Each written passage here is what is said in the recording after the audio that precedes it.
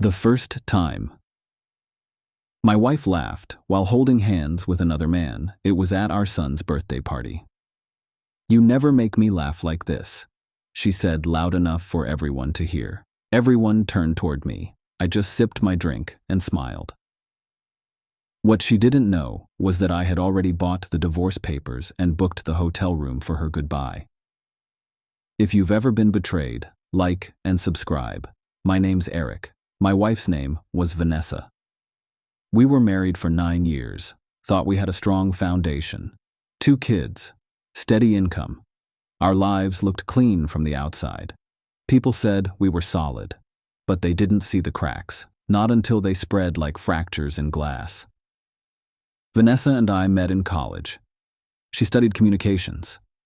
I was buried in IT textbooks. She pulled me out of my shell, said I was her safe place. I believed her. We got married a year after graduation, bought a modest house. She wanted kids fast. I wanted to wait. She won. That's how our marriage went. She always won. But back then, it felt like love.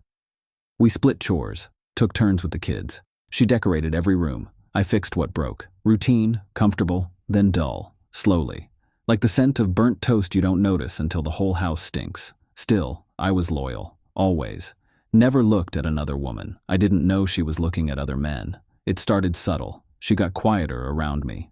Said I interrupted her stories too much. Said I didn't listen like I used to. I started giving her space. Then came the work trips. 1 every other month. Overnight stays. Hotel charges I didn't question. I trusted her. She had never given me a reason not to. Until she did. It started with that charger. I found it in her car. A cheap, fraying USB-C cord, not hers. She used iPhones, always had. I asked casually. She lied casually. Susan left it after we carpooled. I remembered Susan's phone, saw her using an iPhone last Christmas. That night, I couldn't sleep. Something itched in the back of my mind. I stopped brushing it away. I watched, quietly, methodically. She changed her passwords. Bought new lingerie. Started sleeping in full pajamas. She used to sleep in my old t-shirts. I pretended not to notice. She smiled more, but never at me. I started digging, checked the shared calendar. Cross-referenced it with her receipts.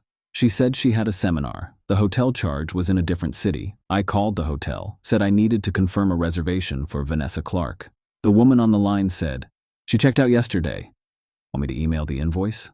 I said yes. It had 2 guests listed. King bed. My stomach dropped. Still, I didn't confront her. I needed more. I wanted her to walk right into her own destruction. So I hired a private investigator. He was expensive, worth every penny. 3 weeks later, I had everything. Photos, time-stamped. Vanessa kissing a tall, bald man in gym clothes. Same man, different outfits, different days. Restaurants, parks. Even a trip to a cabin 2 hours north. Her spa retreat I didn't eat for 2 days after seeing the photos. Then I printed them. Put them in a manila envelope, taped it shut. I waited. Then came the birthday party. Our youngest turned 6. Balloons, clown, face painting. Everyone we knew was there. And him. Vanessa invited him, said, "He's a friend from work." Helped plan the party. He brought cupcakes, carried folding chairs, even helped light candles. She stood next to him, giggling like a schoolgirl. Her hand touched his arm. I stood 10 feet away, frozen in place, watching her morph into someone I didn't recognize. Then it happened. She laughed. Loud. "You never make me laugh like this," she said. She looked at him, but she said it loud. Loud enough for people to hear. My mom, her cousin, our neighbors. The whole yard fell silent for a second. I stood there, still. Sipped my drink, nodded like I agreed. Inside, my hands shook. That night, I called my lawyer. We were still sleeping, in the same bed. That part hurt the most. Back to back, cold shoulders. She thought she was winning. I started locking my phone. She noticed, said nothing. I scheduled a dinner, told her it was for her birthday, booked a fancy place. The one we went to on our anniversary 5 years ago. She wore red, heels, lipstick. I hadn't seen her wear makeup for me in months. She looked radiant, fake, like plastic fruit on a table. Halfway through the appetizer, I pulled out the envelope, slid it across the table. She frowned, opened it. Photos. Paper trail, credit card records, hotel bills, screenshots. Her face drained of color. She whispered, "You were spying on me?" I said nothing. "You don't understand." "It wasn't like that. I wasn't happy. You were distant." "You pushed me away." I raised my glass. "To distance." She didn't touch hers. I stood. Dropped the hotel room key where she had stayed with him. Said, "Here." Souvenir, walked out. She didn't follow. The divorce got ugly.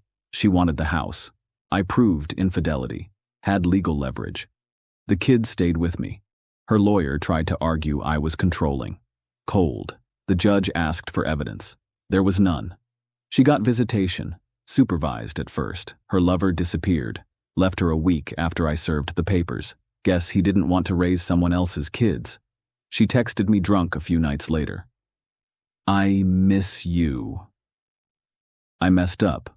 I didn't respond. Her sister reached out. Said Vanessa was spiraling. I said I'd pray for her. I didn't. The kids adjusted fast. Kids are resilient. We think they aren't, but they adapt. I cooked meals, braided my daughter's hair badly, forgot picture day once, but I was present, real, honest. They noticed.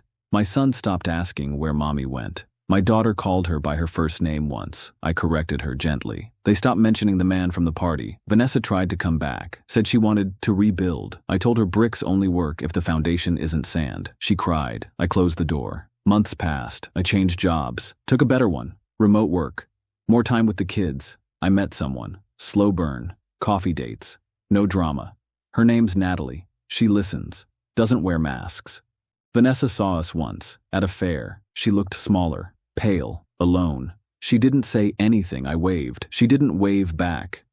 Last week I got a letter in the mail. No return address. Inside was a photo, me and Vanessa, from years ago, our wedding. On the back, she wrote, "I'm sorry. You were the best thing I ever had. I didn't know how to be happy. Don't tell the kids I burned it, because it was too late.